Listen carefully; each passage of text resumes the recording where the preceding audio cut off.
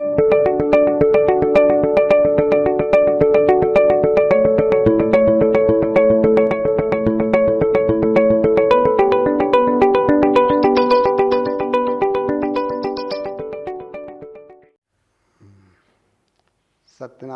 उच्च शिक्षा संस्थान तुलसीपुर जनपद श्रावस्ती। अहम राम मनोहर वर्मा संस्कृताचार्य अद्य भवान संस्कृत सूक्तानि च धार्मिक श्लोकानि पाठयिष्यामि। देखिए, आज हम आपको सूक्तियों के बारे में बताने जा रहे हैं। सूक्त का शाब्दिक अर्थ होता है सुंदर कथन, अच्छे वाक्य जो सार्वभौम सत्य हों उनको सूक्तियाँ कहा जाता है।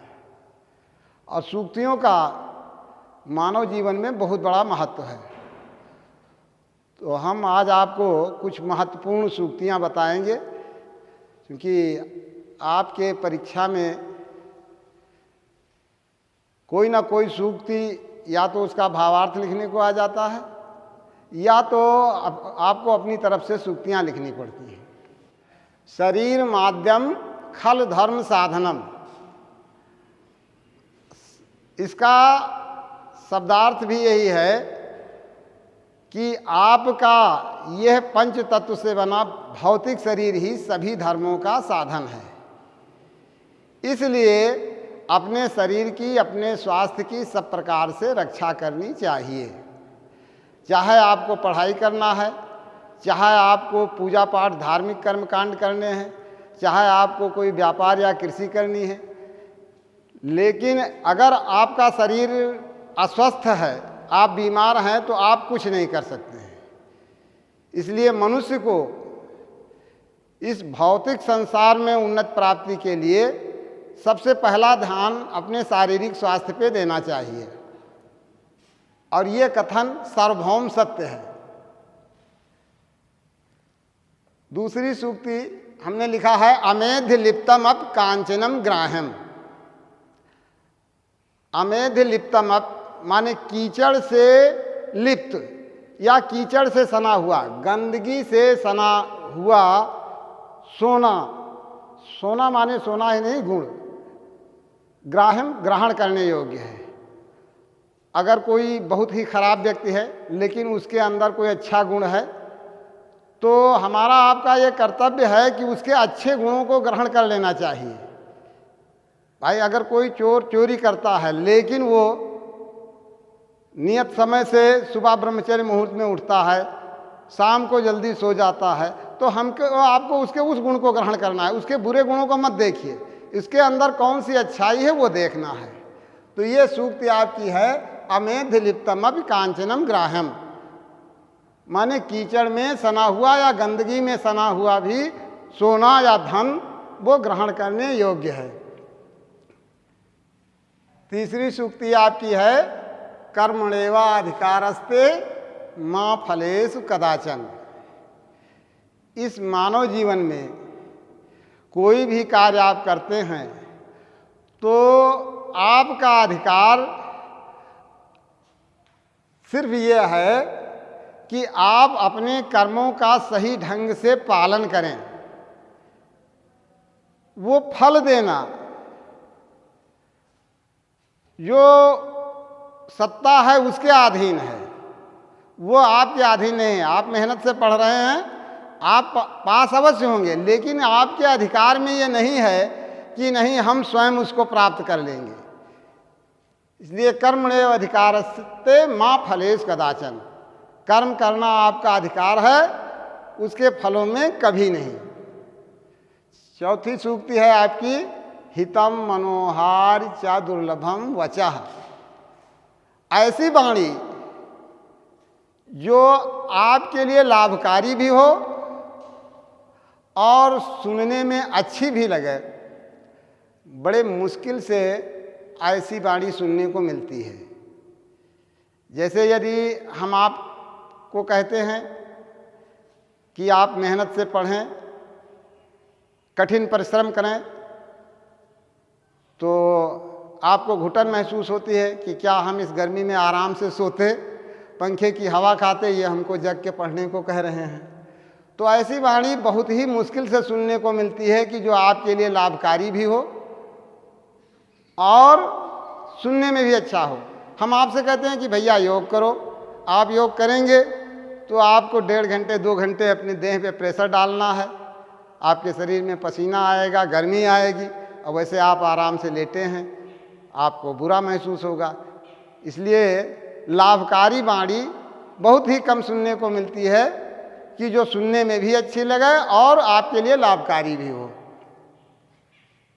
5वां सूक्त है परोपकाराय सताम विभूतयः।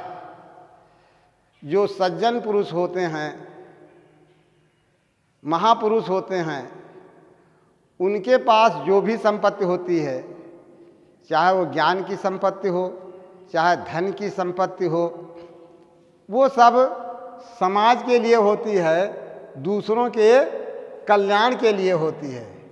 सज्जनों की संपत्ति हमेशा विश्व के कल्याण के लिए होती है। अगली सूक्ति है उद्योगिनम पुरुषम सिंहम उपायति लक्ष्मी। सिंह के समान कठिन परिश्रम करने वाले व्यक्ति को लक्ष्मी अवश्य प्राप्त होती है। जो व्यक्ति आलसी होगा, कार्य करने में लापरवाही करेगा, तो किसी प्रकार से अपना जीविका चला पाएगा। लेकिन अगर आदमी कठिनता से मेहनत करता है, मेहनत से चाहे पढ़ाई करना हो, चाहे खेती करना हो, चाहे व्यापार करना हो, तो उसको सफलता अवश्य मिलेगी, उसको धन अवश्य प्राप्त होगा। ये सूक्ति आपकी हुई उद्योगिनम पुरुषम सिंहम उपैत लक्ष्मी। अगली सूक्ति है पयाः पानम भुजंगानाम केवलम विषवर्धनम। इसका शब्दार्थ तो है कि सांपों को दूध पिलाना केवल उसके जहर को बढ़ाना है। शब्दार्थ ये हुआ कि सांपों को जहर पिलाना केवल उनके विष को बढ़ाना है। भावार्थ में जब आप जाएंगे तो भावार्थ ये है कि कोई बहुत दुष्ट आदमी है, खराब आदमी है, उससे तुम कह दो भैया तुम चोरी मत करो, तुम ये अनैतिक कार्य मत करो, तो वो आपसे नाराज तो हो जाएगा, आप पे हमला करने की कोशिश करेगा, लेकिन वो अपनी दुष्टता नहीं छोड़ेगा, अपनी बुराई नहीं छोड़ेगा। इसलिए जो व्यक्ति चारित्रिक रूप से बहुत ज़्यादा गिर चुका है, जिसके सुधरने की संभावना नहीं है, तो उसको शिक्षा देना बेकार है, केवल उसके क्रोध को बढ़ाना है। यह भावार्थ हुआ पयाः पानम भुजंगानाम केवलम विषवर्धनम। अगली सूक्ति है महाजनो येन गत्ता स पंथा। हम आप किस रास्ते पे चलें, इसके लिए हमारे महर्षियों ने कहा है कि महाजनो येन गथा स पंथा। जिस रास्ते पे हमारे महापुरुष, हमारे श्रेष्ठ पूर्वज चले हैं, वही हमारा मार्ग है। चाहे वो महात्मा गांधी हों, चाहे सुभाष चंद्र बोस हों, चाहे सरदार भगत सिंह हों, चाहे भगवान श्री राम हो, चाहे भगवान कृष्ण हो, तो चाहे वो महात्मा बुद्ध हों, जिन रास्तों पे वो चले हैं, जो मार्ग उन्होंने हमको दिखाया है, वही मार्ग सर्वश्रेष्ठ है और हम आपको सबको उसी मार्ग का अनुगमन करना चाहिए। फिर अगली सूक्त है अजीर्णे भोजनम विषम। अजीर्ण माने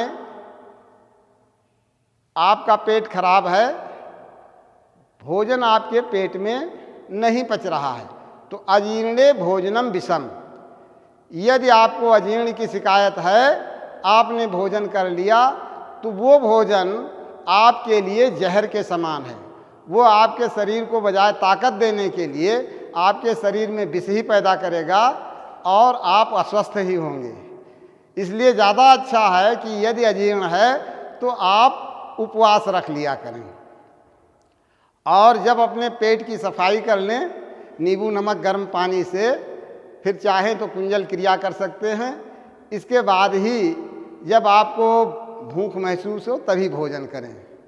इति पूर्णः।